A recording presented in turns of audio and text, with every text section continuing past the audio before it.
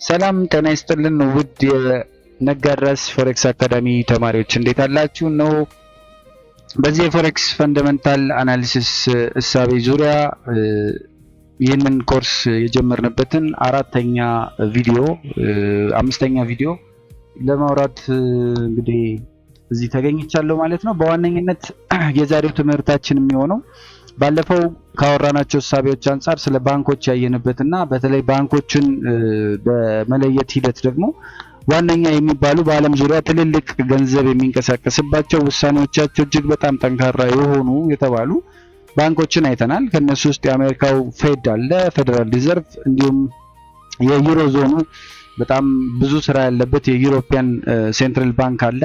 የእድሜ ጠገቡ በ1600ዎቹ የተመሰረተው ባንክ ኦፍ ኢንግላንድ አለ። እንዲሁም ደግሞ ባንክ ኦፍ ጃፓን አለ፣ የጃፓኒዝ ሴንትራል ባንክ ማለት ነው። እንደአጠቃላይ ስለ ባንኮቹ ባወራንበት ሂደት እንግዲህ አንድ ነገር ያነሳነው ሀሳብ ነበር። የሴንትራል ባንኮችን በጣም አደገኛ የሆነ ብቸኛ ጎላቸውን አልቲሜት ማንዴታቸው ምንድነው ብለን ሁለት ነጥቦችን አንስተን ነበረ።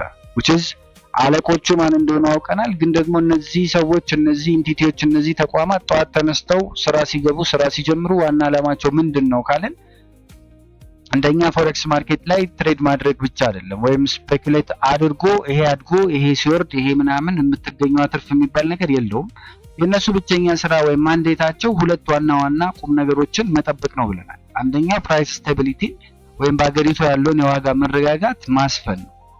ስለዚህ ዋጋ ግሽበትን ወይም ኢንፍሌሽንን በቁጥጥር ስር ማዋል ብዙ ጊዜ ኢላማቸው 2% ነው ብለናል። ከዚህ ዓላማ በመነሳት ከፍና ዝቅ እያደረጉ የሚሄዱበት ነው። ይሄንን ደግሞ ስቴቢሊቲ የሚፈጥሩት በራሳቸው መንገድ ነው። የዛሬው ዋነኛ መወያያ ሐሳባችንም እሱ ይሆናል። ሁለተኛው ማክሲመም ኤምፕሎይመንት ለመፍጠር ነው። ከፍተኛ የሥራ ስምሪት በዛ ኢኮኖሚ ውስጥ ለመፍጠር ነው ማለት ነው ዋነኛ ዓላማቸው ሆኖ የምናገኝ። ይሄንን ለማድረግ ግን እጃቸው ላይ ያለ ብቸኛ መሳሪያ አንድ ነው ብለናል። በጣም ኃይለኛ የሆነ መሳሪያ ያላቸው፣ በጣም አደገኛ። ያ መሳሪያ ያጠቃላይ የመኪናውን የፍጥነትን መቆጣጠሪያ ልትሉ ትችላላችሁ። ማለት ጋዝ ፔዳልም ፍሬንም ሆኖ የሚያገለግል ነው። which is ይሄንን መሳሪያ ምን ብለናል? ኢንትረስት ሬት ነው ብለናል። እንግዲህ ኢኮኖሚው በጣም ፈጠነ፣ የዋጋ ግሽበት መጣ፣ ኢንፍሌሽን እንዲሆነ ካሉ ኢንትረስት ሬት ይጨምራሉ። ኢኮኖሚው ሲደክም፣ ስራ አጥ ሲበዛ ወዘተ ደግሞ የፍጥነት ፔዳሉን ይረግጣሉ ማለት ነው። ኢንትረስት ሬታቸውን ይቀንሳሉ። ስለዚህ ይሄ ኢንትረስት ሬት የሚባለው ነገር በዓለም ላይ ያሉትን ትሪሊየን ዶላሮች በየቀኑ 7 ትሪሊየን ዶላር ይንቀሳቀሳል ብለናል። የባንኮችና ኢንቨስተሮችን ገንዘብ ከሀገር ፍሎ እንዲያደርጉ ወደ አንደኛው ሀገር ኢንቨስት እንዲያደርጉ ወዘተ ያደርጋቸዋል ብለናል። ራሱን የቻለ ግራቪቴሽናል ፎርስ ነው ብለናል። ስለዚህ ዋናውን ሚስጥር እስቲ እናንሳ። ኢንትረስት ሬትን which is የወለድ መጠንንና የካፒታል ፍሰትን ምን ያገናኛቸዋል? እንግዲህ የዓለም ገንዘብ አንድ አባባል አለ፣ የማይተኛ ተጓዥ ነው ይባላል። the sleepless global capital የሚባል ጉዳይ አለ።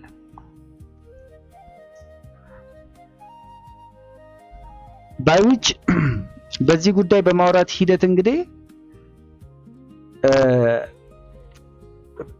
እንዳጠቃላይ ፎሬክስን በመረዳት ሳይሆን ይሄንን ሐሳብ በመረዳት ሂደት ያነሳነው ነገር ነበረ። ገንዘባችሁን እኔ ጋር ካስቀመጣችሁ በአመት 1% ወለድ ከፍላችኋለሁ ይላል አንደኛው ባንክ፣ አንደኛው ደግሞ 5% ካለ። ስለዚህ ጤነኛ አይምሮ እንዳለው ግለሰብ ወይም ኢንቨስተር ገንዘባችንን የምናስቀምጠው አሪፍ ኦፕሽን ባለው አሪፍ ፐርሰንቴጅ በሚያስቀምጠው ነው አይደለም? ይሄንን ሁሉ አሁን ለምሳሌ እንደ ኤግዛምፕል ባለፈው ያነሳውላችሁ 10 ቢሊዮን ዶላር ባለቤት የሆነ ግሎባል ፈንድ ማኔጀር ናችሁ ብለን እናስብና ስራችሁ ይሄንን 10 ቢሊዮን ዶላር አቅፎ መተኛት እንዳልሆነ አውርተናል። ይልድ ማምጣት ነው፣ ሪተርን ማምጣት ነው ብለናል። ታዲያ ይሄንን ሁሉ ገንዘብ የት ነው የምናስቀምጠው ካልን በአካባቢው ባለው የሆነ ንግድ ባንክ ውስጥ አታስቀምጠው። ምክንያቱም የምፈልገው የደህንነትና የትርፍ መጠን ነው፣ ስኬል አፕ ማድረግ ነው። ስለዚህ እዛ አታገኘው። ስለዚህ አይኖችን ኦብቪየስሊ ወደ ግሎባል ማርኬቱ ታዞራለህ፣ ወደ ዓለም ካርታ ታዞራለህ ማለት ነው። ስለዚህ አሜሪካ፣ አውሮፓ፣ እንግሊዝ፣ ጃፓን፣ አውስትራሊያ ገንዘብን የሚፈልጉ ብዙ ሀገራት፣ ብዙ ካምፓኒዎች፣ ብዙ ኢንቨስትመንት ኦፖርቹኒቲዎች አሉ። ስለዚህ እነዚህ ሀገራት አንተንና እንዳንተ ያሉ ኢንቨስተሮችን ባለሀብቶችን ለመሳብ ሲሉ ማባበያ ወይም ማማለያ ሐሳቦችን፣ ህጎችን፣ ፖሊሲዎችን ያቀርቡልሃል ማለት ነው። ይሄ ማባበያ ደግሞ በዋነኝነት ምን ይባላል? ከፖሊሲም ባለፈ በዋነኝነት በሴንትራል ባንኩ መሳሪያ ምንድነው ሆኖ የምናገኘው? ከገቨርንመንቶች ፖሊሲው ምን ሲያረቁ ባንኮች የሚጠቀሙት መሳሪያ ኢንትረስት ሬት ወይም የወለድ መጠን የሚባለው ነው ማለት ነው። which is አንድ ባንክ ለምሳሌ ባንክ ኤ ገንዘብን እኔ ጋር ካስቀመጥክ በአመት 1% ወለድ ከፍልሃለሁ ይልሃል። ባንክ ቢ ደግሞ ገንዘብን እኔ ጋር ካስቀመጥክ በአመት 5% ወለድ ከፍልሃለሁ ይልሃል። እንደ ጤነኛ አእምሮ ያለው ኢንቨስተር እንደ ጤነኛ ሰው ገንዘቡን ኦብቪየስሊ እንግዲህ ሪባ የሚጠቀም በኢንቨስትመንት ኢንትረስት ሬት የሚጠቀም ባለሀብት እስከሆነ የሚያስቀምጠው ሁለተኛው ባንክ ላይ ነው፣ ባንክ ቢ ላይ ነው። ምክንያቱም ከፍተኛ ትርፍ አለው፣ ከፍተኛ ሃየር ይልድ ይሰጣል። ከአመት አመት ያንን ብሩን በማስቀመጡ እዛ ባንክ ላይ 5% ያተርፋል። 10 ቢሊዮን ማለት 5% ሲያተርፍ ስንት ነው? ወደ 50 ሚሊዮን አካባቢ ያተርፋል ይመስለኛል አይደል? ከዛም በላይ ያተርፋል። እንደ አጠቃላይ በዚህ በፎሬክስ ማርኬት ውስጥ የዚህ ግሎባል ካፒታል የዓለም ገንዘብ በትክክል የሚሰራው በዚህ ህግ ነው፣ በኢንትረስት ሬት ፍሎ ነው። ከአንዱ ሀገር ወደ ሌላው ሀገር በሚደረግ የገንዘብ እንቅስቃሴ ነው። ስለዚህ ገንዘብ ሁሉ ጊዜ ከፍተኛ ወለድ ወይም ሃየር ኢንትረስት ሬት ወደሚሰጠው ሀገር ነው የሚፈሰው ወይም የሚሰደደው ወይም ፍሎ የሚያደርገው ማለት ነው። ኢንትረስት ሬት የሚጠቀሙ አሁን በእናንተ ውስጥም አላችሁ። አሁን ማለት ሙስሊሞች ሪባ ባይጠቀሙ አሁን አለን እንደዚህ የምናውቃችሁ ብዙ ሰዎች አይደለም ኢንትረስት ሬት የሚጠቀሙ ወይም ባንክ በማስቀመጥ ብቻ። የኢትዮጵያ ብሔራዊ ባንክም እኮ ያንን እኮ ያደርጋል እኮ። እኛ ስለኛ ሀገር ኢኮኖሚ ብዙ ስለማናወራ የኢቲቪ ዜና ምናምን ስለሚሆንብን ነው እንጂ አለ በየአመቱ ያስተካክላል። ምን ይላል ኢቭን እሱንም እኮ አውቀን ባይዘው በእለት ከእለት ኑሯችን ራሱ እዚህ ጋር ልናመጣ የምንችላቸው ዲፈረንሶች ብዙ ናቸው። ብዙዎቻችን አናስበውም እንጂ ዞሮ ገንዘብ ፍሎ ያለው ወይም የካፒታል ፍሎ ያለው በዓለም ዙሪያ ነው የምላችሁ። እነዚህ ሜጀር ከረንሲዎች አሉ። በእነዚህ ሜጀር ከረንሲ ሴንትራል ባንኮች አማካኝነት የሚወጡ ኢንትረስት ሬት ውሳኔዎችን በመከተል ገንዘቡ ከአንዱ ሀገር ወደ ሌላኛው ሀገር ፍሎ ያደርጋል ማለት ነው። አሁን ወደ ዋናው ኢኮኖሚክስኛ ቋንቋ እንምጣ። የሃይክ ሜካኒክስን እንማር እስቲ። ኢንትረስት ሬት ሲጨምር ከረንሲው ለምንድን ነው የሚጠናከረው? አሁን ይሄ ብዙ ኢትዮጵያ ውስጥ ያለ ፕሮብለም ነው። ለምን እንዴት ምናምን የሚሉ ፖይንቶችን የመረዳት የመጠየቅ አቅሙ የለም። ወደ ምሳሌው እንመለስ። ቅድም የሰጧችሁ ምሳሌ ጋር እንመለስና የሁለተኛው ባንክ የባንክ ቢ ባለቤት አሜሪካ ነች እንበል። የአሜሪካ ባንክ ነው እንበል ወይም ፌደራል ሪዘርቭ የሚያስተዳድረው ባንክ ነው እንበል። ስለዚህ አሜሪካ እንደ ሀገር ወለዷን ከ1% ወደ 5% አሳደገች። እንደ ኤግዛምፕል ነው እሺ። ወደ 5% አሳደገች እንበል። ስለዚህ አንተ 10 ቢሊዮን ዶላር ይዘህ በጃፓን yen፣ በፓውንድ፣ በዩሮ የተበተነ ኢንቨስትመንት አለህ እንበል የተለያዩ ሀገሮች ላይ። ስለዚህ አሜሪካ እኮ 5% ወለድ እየከፈለች ነው፣ ጃፓን ግን ምንም አትከፍለኝም ብለህ ታስባለህ ማለት ነው። ስለዚህ አሜሪካ ሄደ የአሜሪካንን መንግስት የዩኤስ ትሬጀሪ ቦንድ በመግዛት ሊሆን ይችላል። ኦር ላይክ አላቸው ፕሮግራም ከዚህ በፊት ነው የሚሞከርኩት ወይም ያየሁት ምናምን ብዬ ስለ ኢቢ5 ፕሮግራም የሚባል አላቸው። ኢቢ5 ቪዛ ማለት 500,000 ካላችሁ ኢንቨስት አድርጋላችሁ 10 ሰው የሥራ እድል መፍጠር ነው የሚጠበቅባችሁ አሜሪካ ላይ። ያንን ኢንቨስት አድርጋችሁ ከ5 አመት በኋላ ገንዘባችሁ ይመለስላችኋል። ከዛ ግን እናንተ ያው ቋሚ ነዋሪ መሆን ትችላላችሁ ማለት ነው። ስለዚህ ቋሚ ነዋሪ ለመሆን ምናምንም ይደረጋል አይደለም። ይሄ የካፒታል ፍሎ እና እንደ ትክክለኛ ቢዝነስ ታስቦ ይቅርና ሰዎች ወይም ባለሀብቶች ገንዘባቸውን በመጠቀም የመኖር እድልን የማግኘት የፓስፖርት እድልን የማግኘትም ስራ ይሰሩበታል። እውነት ለበናይ ዞሮ በዚህ ኤግዛምፕላችን አሜሪካ 5% ከከፈለች ጃፓን ምንም አትከፍለኝም።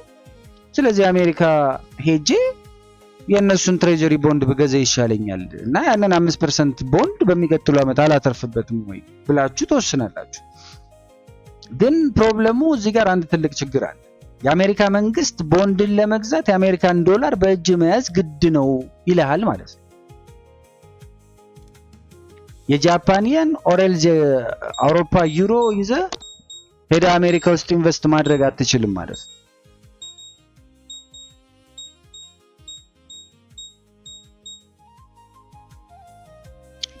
ቅርታ ፕራይስ ስለወጣ ነው ያሳየን። በዚህ መልኩ ነው የሚያሳያቸው። ኤኒዌይስ ተማሪዎቼ እንቀጥላለን። ስለዚህ አሜሪካ ሄደ ቦንዱን ለመግዛት ኢንቨስት ለማድረግ ዶላር ያስፈልጋል አለ። ስለዚህ ምንድነው የምታደርገው እዚህ ፖይንት ላይ? መጀመሪያው በእጅ ያለውን የጃፓን የን ኦሬልስ ዩሮውን ማርኬት ላይ አውጥተህ ትሸጣለህ ማለት ነው።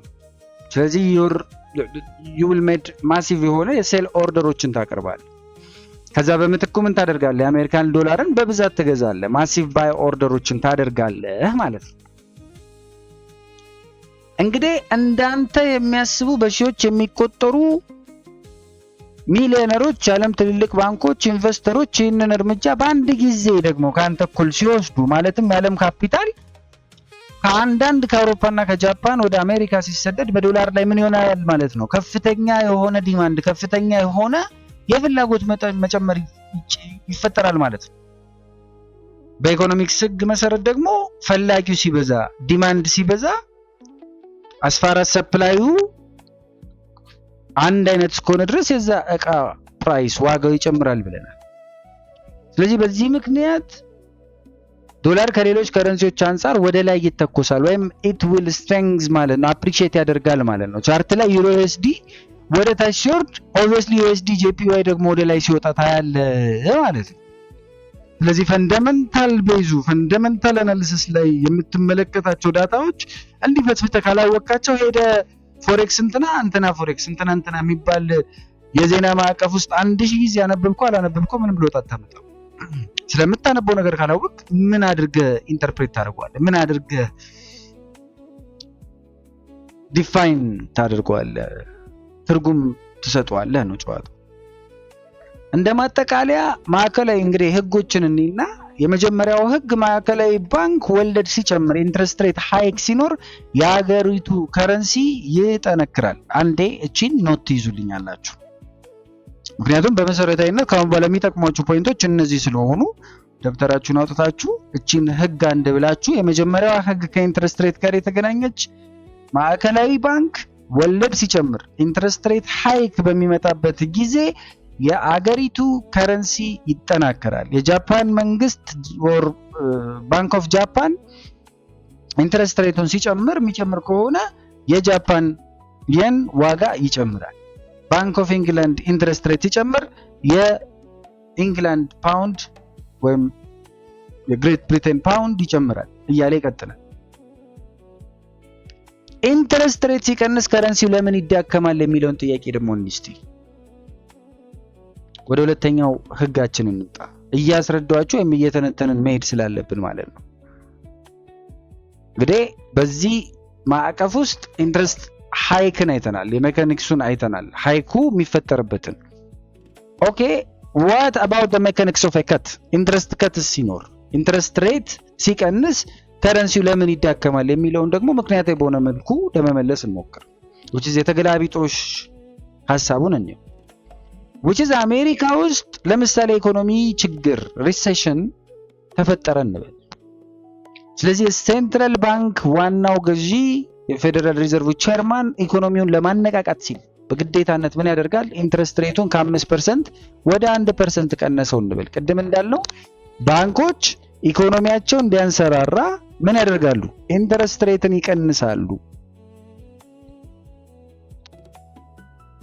ይሄ ለምንድን ነው ካላችሁ ኢንትረስት ሬት አንተ ብር ስታስቀምጥ ይሄንን እሰጥሃለሁ ከተባለ ለሚያስቀምጠው ሰውዬ ደግሞ የሚሰጠውም በዛው ልክ እኮ ከፍ ይላል አይደል?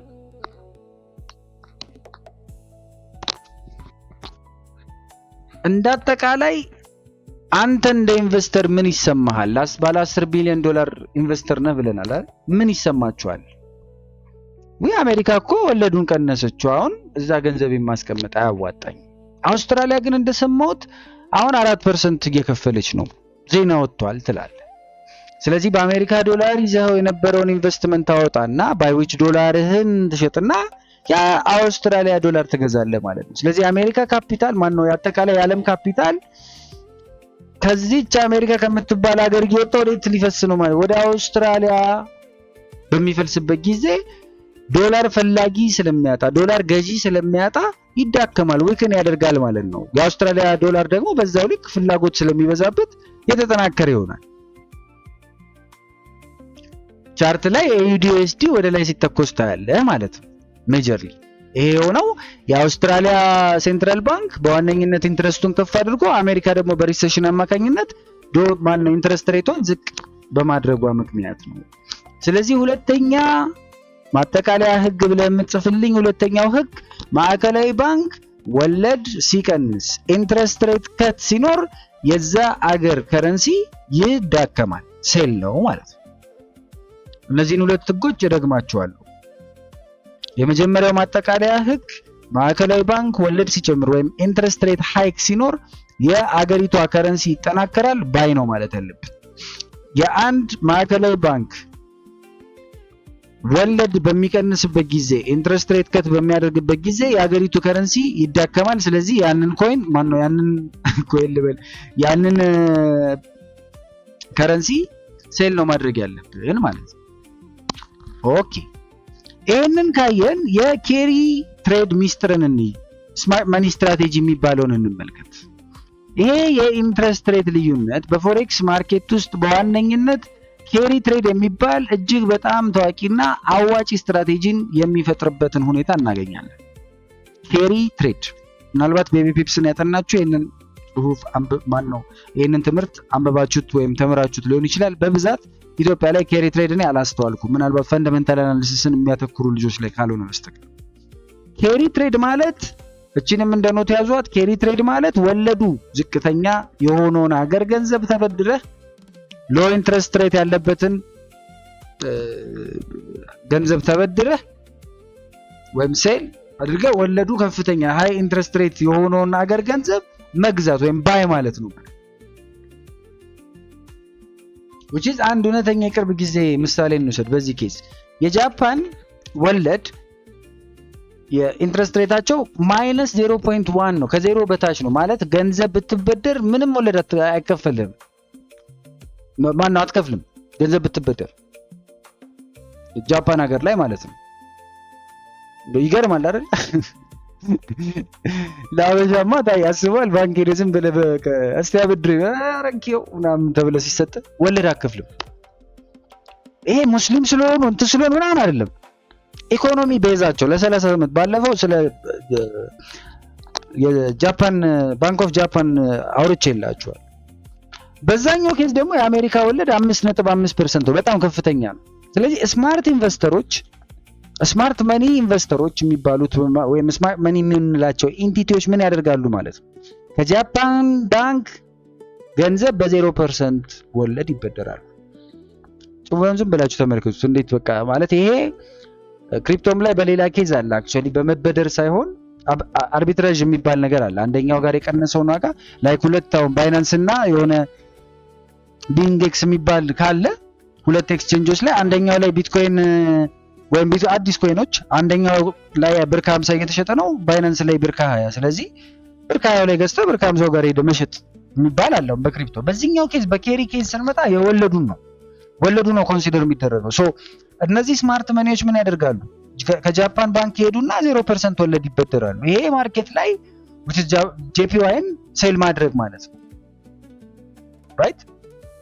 ያንን የተበደሩትን JPY ወደ አሜሪካ ዶላር ይመነዝሩትና which is USDን ባይ ያደርጉና በዛ ጃፓኒዝ የን አሜሪካ ውስጥ 5.5% በሚከፍል ቦንድ ላይ ኢንቨስት ያደርጋሉ ማለት ነው። እርግጠኛ ነኝ ይሄንን ጨዋታ አልሰማችሁትም አላያችሁትም እንዴ? ማለ ምናምን በቃ በዚህ ልክ ሻርኮች ናቸው። የኔና የናንተ የ50 ብር ለቀማ በእነሱ ቁጥጥርና ውሳኔ ስር እንዳለ መመልከት የምትችሉ በዚህ ኬስ።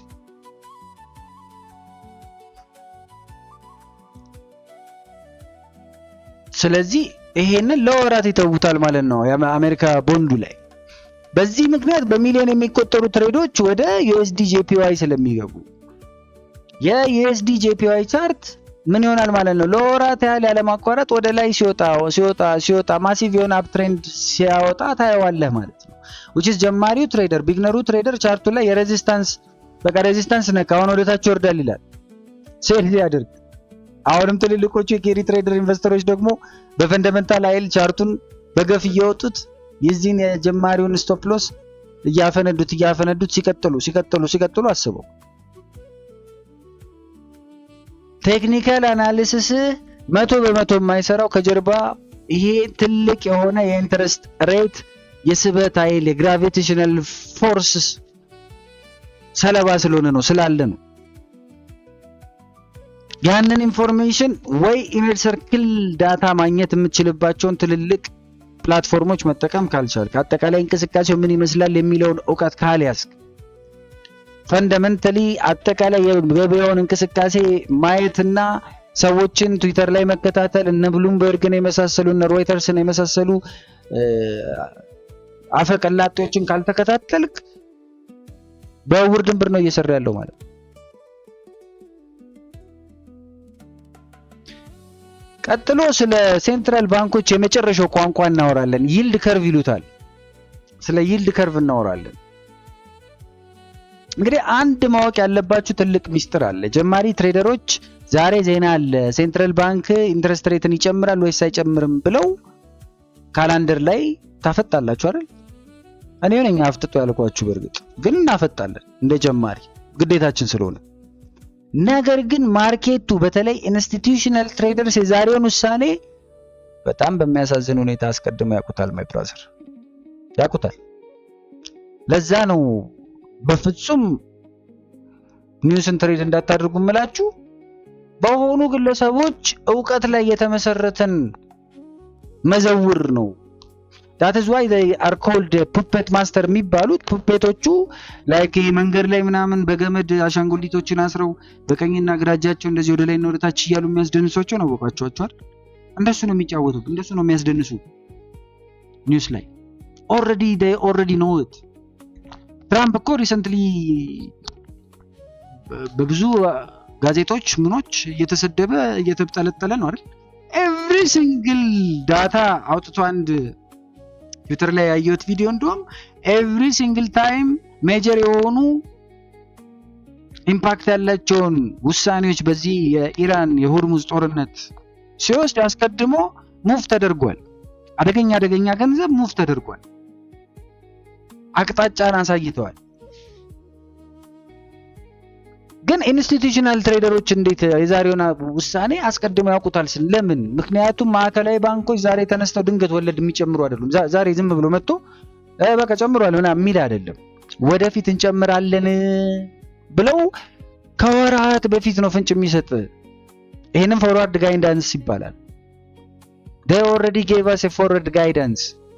ልንቀንስ እንችላለን፣ ልንቀንስ ነው እንድትዘጋጅበት።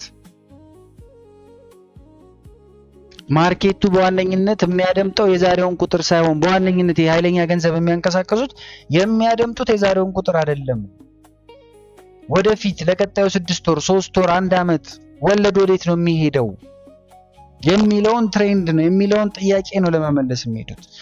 ባንኩ በሚቀጥለው አመት ወለድ 3 ጊዜ ጨምራለሁ ብሎ ፍንጭ ከሰጠ የሀገሪቱ ከረንሲ ገና ከዛሬ ጀምሮ አፕ ትሬንድ ይጀምራል ማለት ነው። ስለዚህ ፈንዳመንታል አናሊሲስ ማለት ወለድ ተጨመረ ልግዛ ምናምን ማለት አይደለም።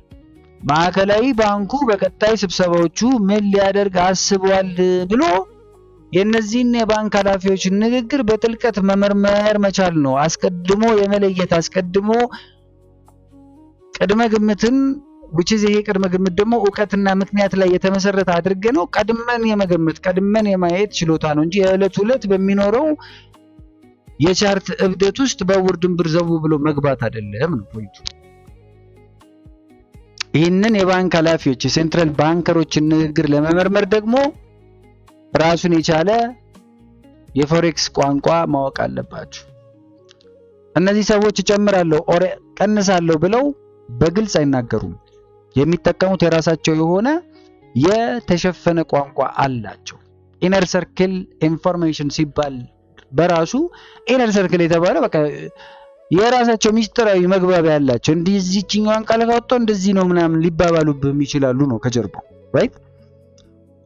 ስለዚህ ይሄንን በሐሳብ ደረጃ ይሄንን መያዝ ይኖርባችኋል። በሞጁል 2 የሁለተኛው ትምህርታችን በዚሁ ተጠናቀቀ። በሶስተኛው ትምህርታችን የሃውኪሽ እና ዶቪሽ ጦርነትን ምናልባትም የባንክ ኃላፊዎችን ሚስጥራዊ ቋንቋን እንዴት መፍታት እንደሚቻል የምናይበትን መድረክ እንመለከታለን። አብራችሁ ስለቆያችሁ እጅግ በጣም አድርጌ አመሰግናለሁ። በያላችሁበት ሰላማችሁ ይብዛ።